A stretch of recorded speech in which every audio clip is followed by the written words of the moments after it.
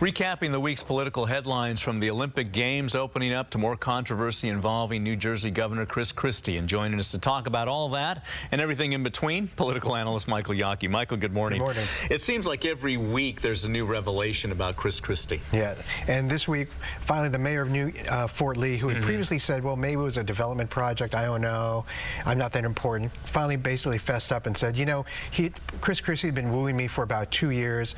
And here's the interesting thing. These are all Democrat mayors. Dawn Zimmer, Mark Sokolich in Hoboken, and Mark Sokolich in Fort Lee, both Democrats. And people are going, why did he care about them? Well, New Jersey is pretty much a blue state.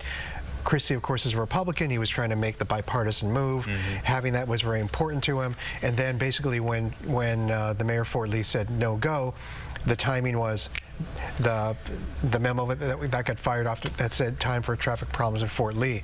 You also have more and more subpoenas coming out, more and more of his aides basically going on hiatus, so to speak. There's a lot of shoes that are going to drop. You have the New York Times article from the week before. Everyone's wondering, you know, what is going to happen next. And right now, Christie is not quite in free fall, but he's pretty much working without a net right now.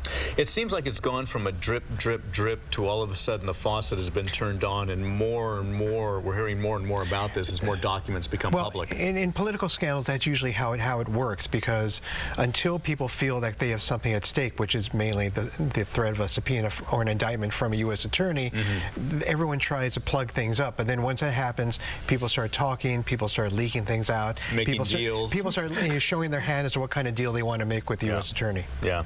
Well, let's move now to Russia and the Olympics. Opened up the big ceremony on Friday night. The Putin Games. The Putin Games, exactly. And Vladimir Putin's stance on gay athletes, gay marriage, everything gay is becoming the center point of this Olympics. Not to mention stray dogs. Yes. They actually had, and you know this was unimpromptu, they had a very anti-gay rally on opening day. They have this controversy around the fact that they want to kill all the stray dogs in Sochi. But really, I think the centerpiece of why these are the Putin Games was the choice of who lit the Olympic flame. Because they picked an ice skater, you know, very well decorated, well known in ice skating circles, named Irina Rodnina. The only problem is she's a blatant racist and hates President Obama, and actually tweeted a very racist cartoon of the president just about a couple months ago. And the fact that the president had made it very clear he's not coming to the games, Putin putting her in as the torchlighter was a very strategic signal that said, you know, well, you won't come, you're saying blank you to my games, I'm saying blank you. Here's what I say to you. Here's what I say to you. Yeah. And of course, you know, the just desserts that everyone thought happened was that for the first time in a long time, the host country did not win a medal on the first day of the Olympics. But you'll see Putin again at some event where the Russian is sure to win, probably in ice skating. He will be there in all his glory. I don't know if he'll have his shirt on or off, but we'll see.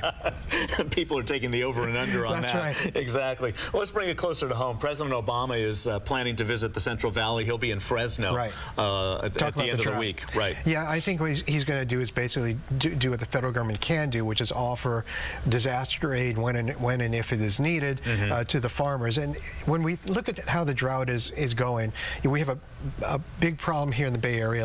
Not as much of a problem in Southern California, because they actually spend a ton of money on infrastructure, but a huge problem in the Central Valley. We're talking 50 to 75 to 100% cutbacks in water. Fields laying fallow, workers being laid off, agricultural prices are going to be going up. All the federal government can do, there are a lot of bills going on in Congress back and forth to try and remedy something. All that is 5 to 10 years down the road in terms of actually anything being done. So all we can do is hope that Hawaii keeps on throwing more of those Pineapple Expresses at us. Yes, we can use a few more. Like 50 more. Yeah, exactly. Well, Michael, thank you for joining us this morning, and we'll be talking to you again next Sunday. Absolutely. All right.